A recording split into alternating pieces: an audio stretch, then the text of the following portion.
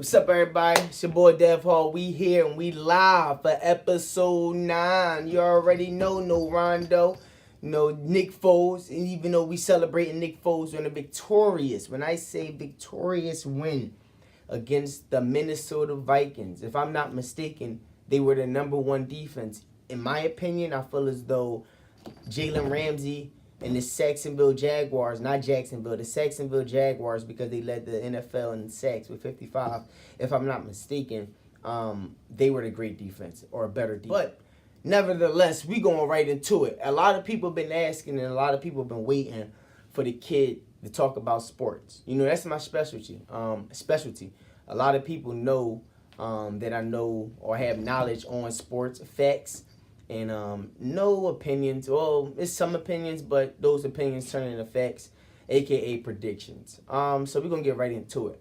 The past weekend, this past Sunday was a great AFC NFC Championship weekend.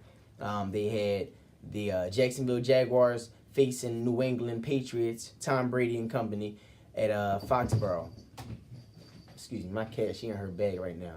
But anyway, they was playing the Foxborough. So the game started out similar to the way Pittsburgh was getting treated by Jacksonville. But they wasn't down 21-0 at a point. They was down 14-3 at a point. And they went, I want to say, they kicked the field. Actually, they scored a touchdown going into halftime. It was 14-10. So a lot of people, some of my friends, was overreacting through it in group message like, yo, this is over and done with. This ticket is done. When I say ticket, I'm talking about bookie bets. Like a lot of people, well, I ain't going to say a lot of people, I bet, and a couple people I know bet as well doing sports. And one of that ticket basically had New England Patriots winning by 4 and the Eagles just a flat out win because they were the underdogs. You get more money when you pay for them to straight out win versus a run line. A run line is a spread basically indicating how many points they need to lose or win by. Get back to the point. They was down 14-10 going into halftime. So next thing you know, they came out scoring 2 field goals, Jacksonville. That was the only points they scored in that second half of the game. I told my boys when it was 20-17 and they kicked the field goal, it was 13-17. 13-20. I said, yo, Tom Brady is about to win this game, dog. Trust me. Just trust me when I say that. Actually, it was, I'm sorry. It wasn't 20-17. It wasn't 20-13. It was actually 20-17. I said Tom Brady about to score a touchdown. They're gonna win by 4. And what they do? 20-24. They won by 4. We won that ticket. Make a long story short, Tom Brady, is a beast. He's the best. He don't have to do anything else to solidify his greatness. He already went against the top defense in Seattle, playing against Seattle, winning the Super Bowl. Even though we all know that's a controversy topic because of Marshawn Lynch didn't run the ball thanks to Pete Carroll and companies. But he went against the #1 defense. He did a good job. He did something Peyton Manning couldn't do. Why you say that, Dad? Because Peyton Manning, if I'm not mistaken, they lost in the Super Bowl 43-8. Seattle versus Denver, if y'all remember. Tom Brady took care of business. All right, cool. Now you're going against Jacksonville defense. Jacksonville defense is one of the best defense ever, honestly. Statistically, they beat every defense that we were all hype about. Stats. Check it. I'm not speaking on my ass. At the end of the day, I'm talking facts. Tom Brady just continues to do it, yo. It's like the man came out earlier in the week reporting that he injured his hand. He had stitches near his thumb or on his throwing hand, basically. And I'm like, yo, I ain't buying that. At the end of the day, he can sprain his ACL in practice. Tom Brady's still gonna go out there and win the game. It's just something about that man, yo. And he's 40 years old. Tom Brady been my favorite quarterback since 2006. So, and favorite player. So I can't say favorite player, but favorite quarterback ever. But he just remarkable. He did it again without Gronkowski. A lot of people don't realize that. Everyone said he needs Gronk. But once again, he had Gronk in the first quarter and lost him. Concussion. You feel me? In the Super Bowl, he didn't have Gronk. Y'all have to understand that. Like, people don't understand that shit. And it irritates me. Yes, Jacksonville did a good job. Blake Bortles, he did what he had to do until the fourth quarter. And Blake Bortles, resurrected himself. He came back to who he was instead of this heroic quarterback, for Jacksonville. Jalen Ramsey, he did what he had to do, but it was a big pass interference call against him. He really wasn't doing too much, actually. Danny Amendola was doing his damn thing. And, again, no Julian Edelman. It's like, no matter who this man got, yo, he's going to make it work. That's why he's great, yo. Something Peyton Manning had, he had a dominant receivers, plural, not one. 2, Marvin Harrison, Reggie Wayne, and Dallas Clark, if you want to add that in there. And also, we could talk backs, Edgerrin James, and who else he had back there? Edgerrin James, Marshall Faulk at a time, things like that. But Tom Brady, he never had no one besides Randy Dandy, What we going to say, Wes Walker? What we going to say, Danny Amendola? What we going to say, Julian Edelman? What we going to say? Jabbar Gaffney? Like what are we going to say? Is this, Rob Gronkowski? That's the only person. Other than that, he never had a full offense that he can take control. He had Corey Dillon back there at the time. LeGarrette Blount. Deion Lewis is doing his damn thing. He had those running backs, but it wasn't no top-notch running backs where it's like people were scared of, oh, shit, we got to have a game plan. We got to pack the box. Things in that sort. Never was the case. But he just seems to get it done no matter what. And it comes down to coaching. Bill Belichick, I never seen that man so happy ever in my life. He was just like, yeah, because he knew for a fact, like my man Dave said, he had a chance to lose this game. And some way, somehow, he won the game. So take my hat off to him. But y'all know what I'm ready to talk about. I gotta put my hood on for this. You know how Hoodie Mellow is? This Hoodie Dev right here. Listen, that bull, Dougie P, has been play calling or coaching his ass off for the year. But more specifically, he's been coaching his ass off in this playoffs. It seems like people overshadowing or overlooking Nick Foles and Dougie P. Yes, I'll be the first to admit I had no faith in Nick Foles. I'm going to keep it a bean. I'm a diehard fan. Y'all should know that. But I'm a realist at the end of the day. I had no faith in Foles. Why? Because Foles lost a playoffs game in 2013 despite him having no turnovers. And also him having a terrible first half. But the second half, he was doing good. The 27-2 season was a great season. But no one expected that from him. He also was named Pro Bowl MVP as well. So that is some things I did overlook. But other than that, that was 2013-14. 2017-18 right now, Foles wasn't showing me too much. I went to the Raiders game. I had the chance to go to the Raiders game to see how he would perform. He didn't perform well to me. The Giants game, he didn't perform up to par. Torrey Smith missed a wide open touchdown. So I'm like, all right, I ain't know what to expect. But at the end of the day, I got to ride with my team. We the number 1 seed. I wanted us to get home field advantage and then first round bye since week 7. I've been telling everyone after Super Bowl, our main objective is to get a first round bye and home field advantage. If we can do that, we will be able to advance to the Super Bowl because I don't see no one beating us in the city. I just don't. Especially with our defense. And our defense is like underrated. So going into this game, I'm talking to my boys. I'm like, listen, y'all. I said Tom Brady. Listen, y'all. We gonna whoop the Vikings' ass. My boys, I don't know, Dev. You tripping, nigga. It's gonna be a low-scoring game. It's like it's gonna be defense versus defense. I said, listen, I understand that. You basically was watching SportsCenter or First Take or Undisputed, listening to their opinions, and what I'm saying, that's what you think. Me personally, I think that we gonna come out and put our foot in their mouth and shock the world and blow them out. Did I expect that to happen? No. But I didn't expect, I did expect them to blow them the fuck out. And that's a fact. Like, I expected the game to be honest with you, I expected the game to be like 31-17 or something like that. I ain't expect us to win 38-7 like that, but it did surprise me. So, we amped up. We got the momentum. I'm not scared of the Patriots, but I am scared of Tom Brady. Reason being, I'm not scared of their defense. We went against great defenses in Minnesota, and subpar defense in Atlanta. Their defense, New England defense don't match up with none of their defense. To me, it don't. Our offensive line been doing the damn thing, especially with Foles back there. Now, Foles been doing this damn thing. One thing I can tell you, Foles looked real comfortable back there.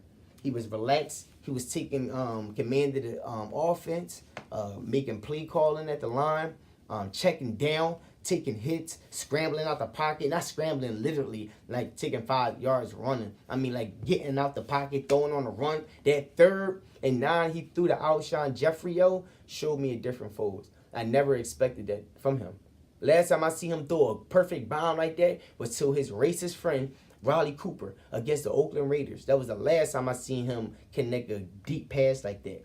And he wasn't afraid to let Alshon be Alshon. Now, hopefully he has that trust level with Alshon going into the Super Bowl, because I don't see Malcolm Butler or Gilmore sticking Alshon or Aguilar. It's gonna be a lot. It's gonna be a lot of mismatches in the Super Bowl. If the Eagles or if Doug Peterson, look at the tape what the Jaguars did against the Patriots, I would do a lot of slots, a lot of swings, because they couldn't stop it after a while. On top of that, our run game is a beast. Like, our offense is legit. Our defense is legit. So, I really think we're going to win the Super Bowl. We favored to lose by 5.5, which is 6 for those that don't know what that is. But the line might go down to 5. I really think we're going to win the game. There's no doubt in my mind that we're going to win. Like, that we're not going to win, I mean. Like, it's no doubt in my mind. Because I really feel as though we here, yo.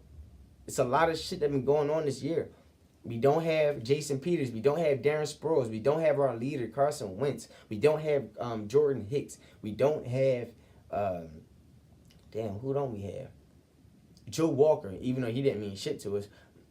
We don't have a lot of pieces that people would think this were, like, F our whole team up. A lot of people be like, well, damn, they ain't going to the Super Bowl. They ain't doing this. They ain't doing that. We here.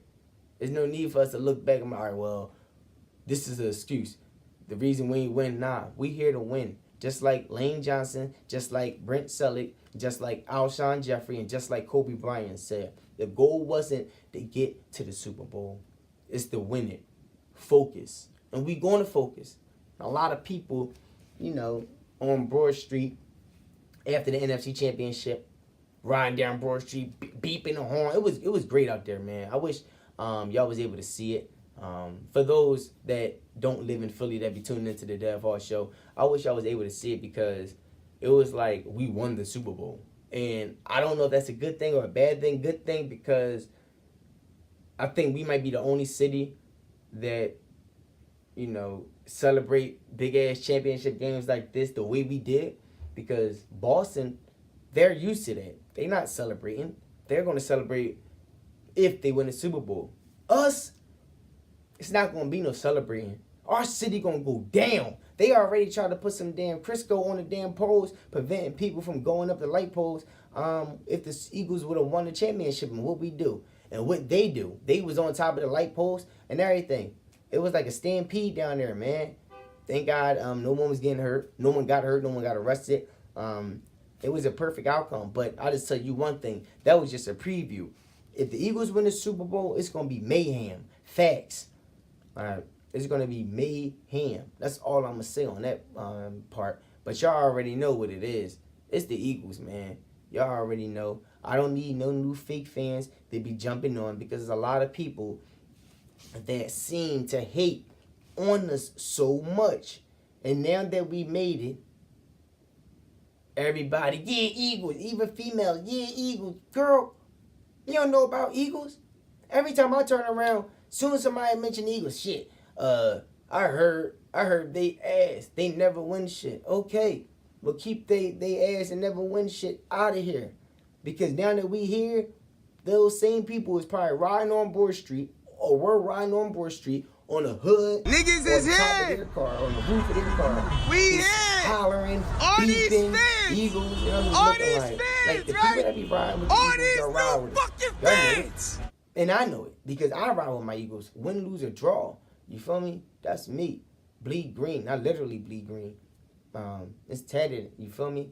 And if we win the Super Bowl, facts, I'm getting a Lombardi trophy tatted on me, man. Alongside, hold on, let me show you something. Right. I think I showed y'all before, but you know what I'm saying? That's just the Eagles, y'all, right there. You know, and then you really can't see this, y'all. And then the logo. I mean, the stadium, the link. You feel me? Like that's what it is with me. Now, I just be trying to let people know that if the Lombardi trophy come to Philadelphia, it's going to get there right there. You feel me? Like, that's what's going to happen.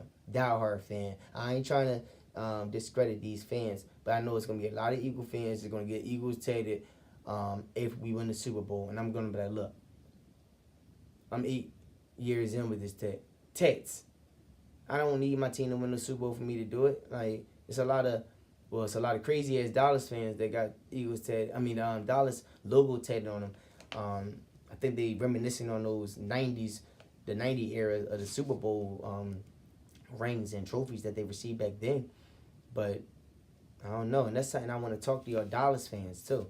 Dallas, remember when y'all went 13-3 last year? When everybody started digging y'all, everybody was just like, "Yeah, Cowboys, this our year. This is that. Dak better than Carson. And Zeke is the guy." Our offensive line is like, you know, it's like the wall that Trump was supposed to build. You know, things like that. But y'all just did what I expected. Y'all lost in the first round after a bye. We didn't do that. We was favored to lose against Atlanta. We won. We won by 5. We was favored to lose against the Vikings. By 4 we was supposed to lose. We won. Actually, we were supposed to lose by 3, but we won. You know? And we favored to lose by 5. We in the Super Bowl. We in the NFC Championship. Just like I used to tell old peers of mine, when the last time y'all been to the NFC Championship? Fuck the Super Bowl. The NFC Championship. When is the last time Cowboys been to the NFC Championship? Redskin fans, when is the last time y'all been to the NFC Championship? Giants, I don't have to say nothing because we already know where y'all been. But other than that, when the last time y'all been to the playoffs? Last year? Y'all got eliminated. But the point I'm making, a lot of people had us under the radar. I'm not going to get hyped enough to say we're going to blow the Patriots out. But I tell you one thing, Tom Brady not scoring 27 on us. Our defense, he's a magician back there, but nah. If we put that pressure on his face, it's not happening. Hopefully Grunk out, because if Grunk in, I don't like none of our matchups against him, to be honest with you, unless we double him. We can afford to double him, but we're going to have to worry about Brandon Cooks. You feel me? Deion Lewis. Brandon Cooks and Deion Lewis is the only people I'm worried about. Grunk, he going to get his. Those two people locked down.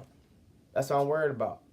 You know, he got speed. Ronald Darby be getting burnt all the time, and it be pissing me off, but I like Ronald. I like Ronald a lot. I like Jalen Mills because he clamps up, and he got that short bull mentality. Like, he got something to prove, man. And I love people like that. But enough of this football. I just had to get that out the way. Listen, I'm going to tell y'all one thing, and I'm going to tell y'all one thing only. Hey, Bradley. Hey, Rel. Hey, all the people that don't like the balls. Pause. LaMELO is taking over Lithuania. I can't pronounce the damn name. Lithuania, some shit like that. I can't even say the damn word. But Lithuania, they're taking over, dog. Main man dropped Melo, 16, dropped 43 points, 5-3 straight. And people admit, yo, Ball is going to be a problem, yo. I've been telling people that. A lot of people like, yo, Dev, he's not playing nobody. That's a good point. Are y'all going to go out there and drop 43 in the overseas league? I know I'm not. Like, don't get me wrong. Ball's not my forte. It's definitely not. Football is, but I'm not dropping that. I barely probably dropped 12 out there. Like, I don't know. But don't get me wrong. I shoot the threes, like shoot the mugs. But as far as going to the rack, drawing fouls, contact, all that extra shit, man, young boy is 16. You had to keep that in mind.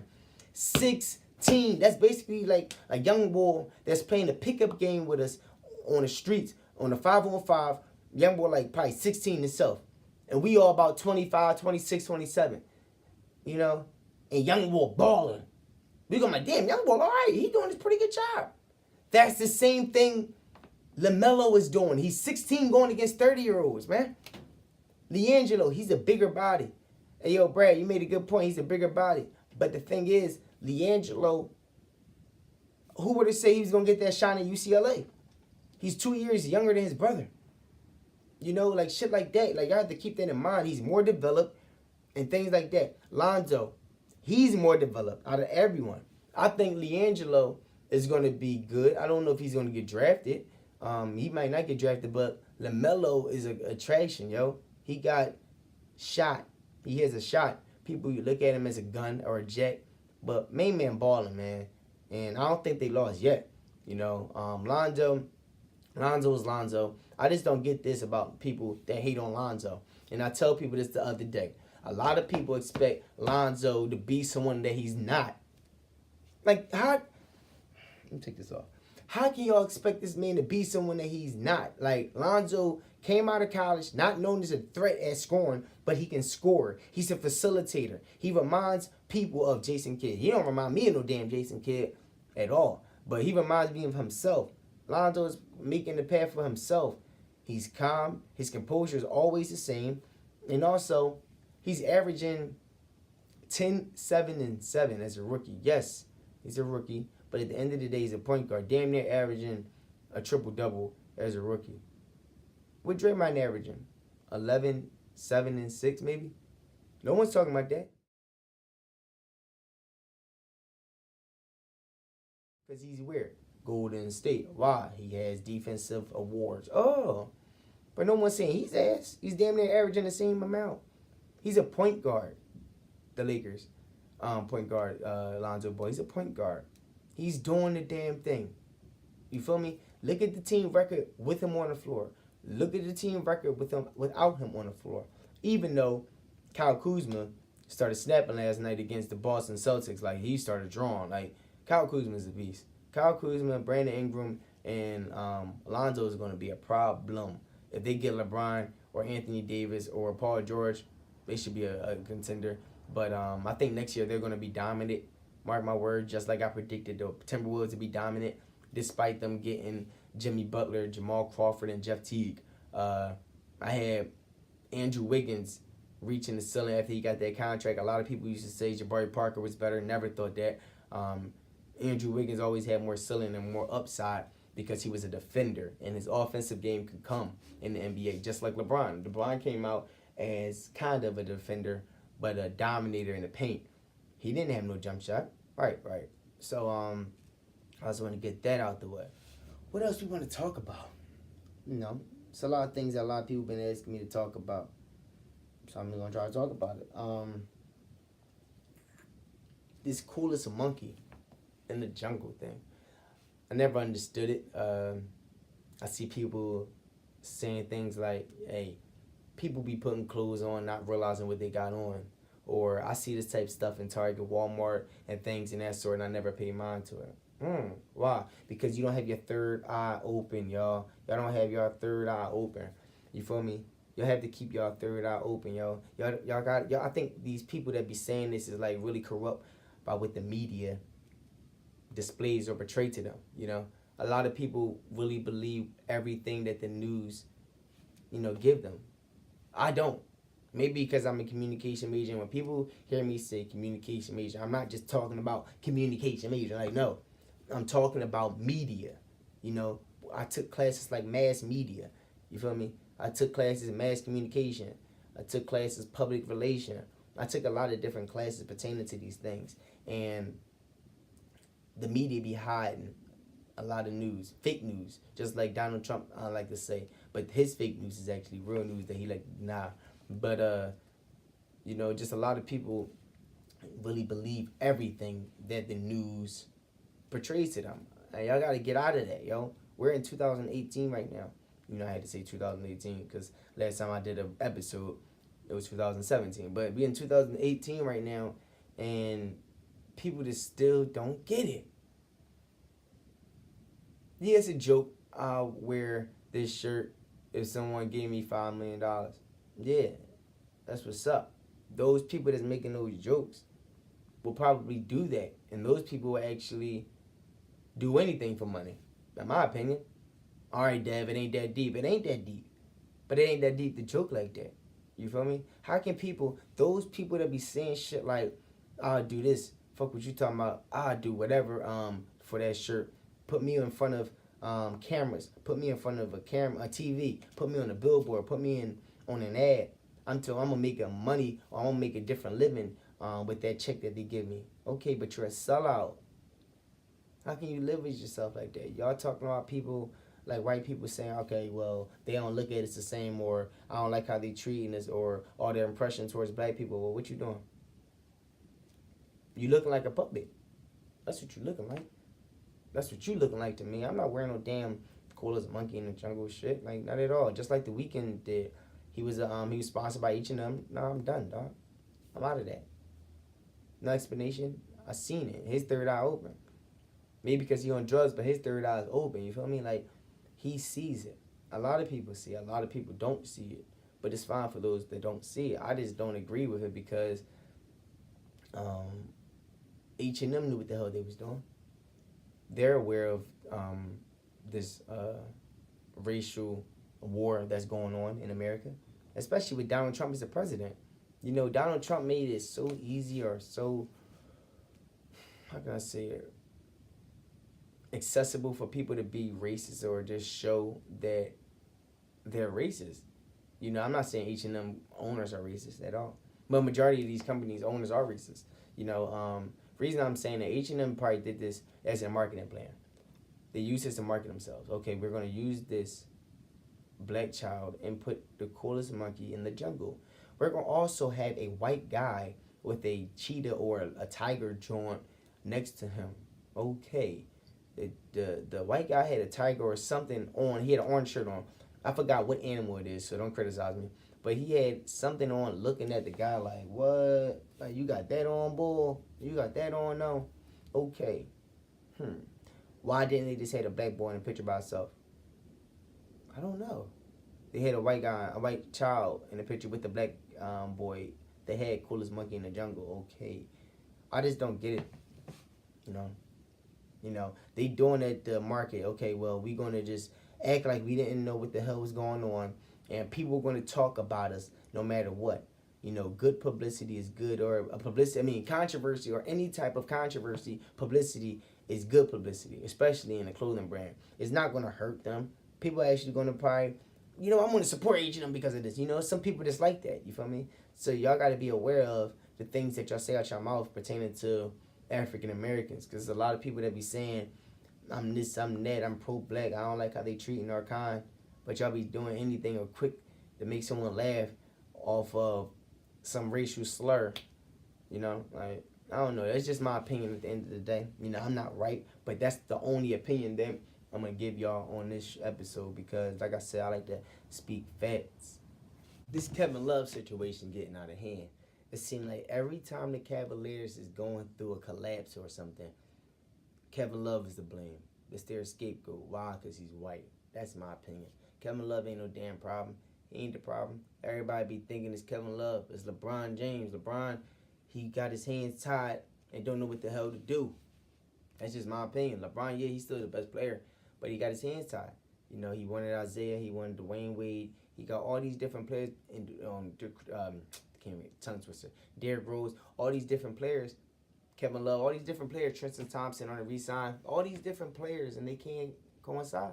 They can't work. J.R. Smith, Amon Shumpert, it's a lot of different people on that team that they can't do it. Jose, whatever boy name is, they got a lot of different people. Tyronn Lue probably possibly getting fired.